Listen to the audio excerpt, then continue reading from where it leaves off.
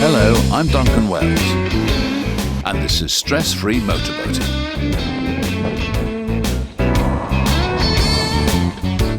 Man overboard. There's no substitute for hanging on tight, but what do you do if a man goes in the water by accident? Well, of course, we get the boat back to him as quickly as possible. Then what?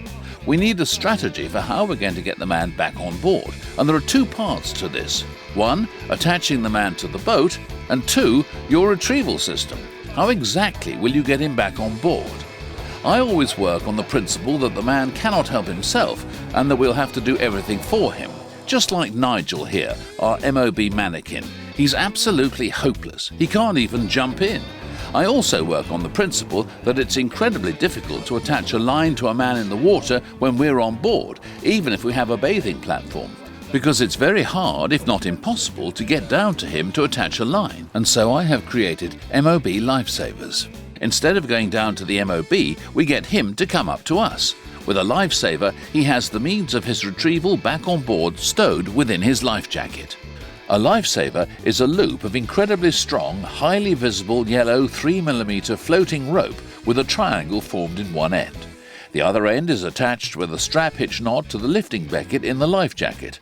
The lifesaver is then coiled and placed on top of the bladder so that when the life jacket inflates, the lifesaver is pushed out onto the water, and then the life jacket is closed.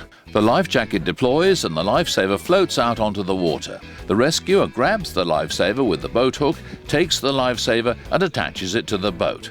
With the man secured, the rescuer can then set up their preferred retrieval system. Sometimes the lifesaver flies out of the jacket, like here. Sometimes it stays on top of the bladder. It doesn't matter which, it's always there ready to be grabbed with the boat. This time John is my rescuer, and this is one of the occasions when it flew out of the jacket. He has an electric passerelle on his Princess 50, and so that makes an ideal crane to lift me out by. He grabs the lifesaver and attaches me directly to the passerelle. Of course, if there was a swell and the boat was moving about a bit, we might add in a line to lay the man off out of harm's way while we set up our retrieval rig. John adds in a strop under my knees to bring me out horizontally in case I'm hypothermic. As the body cools, so it keeps warm blood around the vital organs and stops sending blood to the extremities, which is why you lose the use of your fingers. The pressure of the water on the body also helps to keep warm blood near the core. It's what's called hydrostatic squeeze. If he'd brought me out vertically, the pressure would have disappeared, the warm blood would have rushed to my feet, and I could very well have had a heart attack. Being lifted out horizontally, the warm blood stays where it is, and a hypothermic casualty has a much better chance of survival. And if you've been lifted out of the drink as many times as I have, coming out horizontally is much more comfortable than being lifted vertically in a life jacket with a crutch strap, which does tend to pull somewhat on one's nether regions. What if you don't have an electric passerelle or a crane like this chap, or a bathing platform that you can drop under the casualty and raise up to lift them out, as we have here? Well, you have to be inventive. You'll need a multi-part tackle, what old salts call a handy billy. Some young salts call it this too. I recommend a 6-part tackle made by Harken. Why am I so specific? Because I've worked with Harken on this, and we've found that precision-engineered blocks that reduce friction and yet have a ratcheted system which will help take some of the load when you stop hauling are the best. Here, Amy Nielsen from sailingholidays.com is actually using an 8-part Harken tackle to lift her father out of the water. But we've found that a 6-part tackle with less friction is just as effective and easier to work with, so a 6-part tackle it is. This allows a small person to lift a large person out of the water. So the 6-part tackle gets round the fact that on most motorboats we do not have lifting means. The next issue is height. Again, on a motorboat, we have to be inventive. If you have a radar arch or fly bridge, then running a line from a cleat on the bow to the highest point and suspending the tackle from there may give you the height you need. Running a line over a wheelhouse or coach roof will gain you height. The only one where I don't yet have an answer for where we find height is a narrowboat. Running a line from one side and suspending the tackle at the top of the coach roof will gain you height, but not much.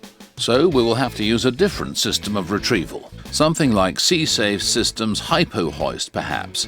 This is an evolvement of the sailor's idea of using a storm jib to roll the man on board. Over the next few months we'll be testing this and we'll post an updated video on our website moblifesavers.com with the results. Here's another way of retrieving a man. Simon is using a ratchet attached to a strop which runs across the boat from one stern cleat to another. He attaches the carabiner on the end of the ratchet line directly to the lifting becket in the life jacket, having manhandled the casualty into place with the lifesaver. And this retrieval system has worked well.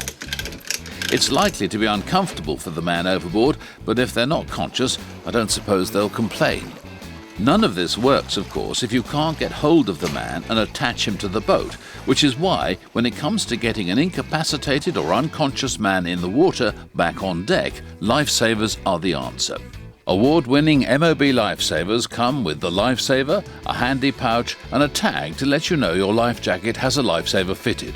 We recommend a retrieval kit of the strop and the 6-part hark and tackle with carabiners, which one keeps sacrosanct in a bucket, never to be robbed from, just in case.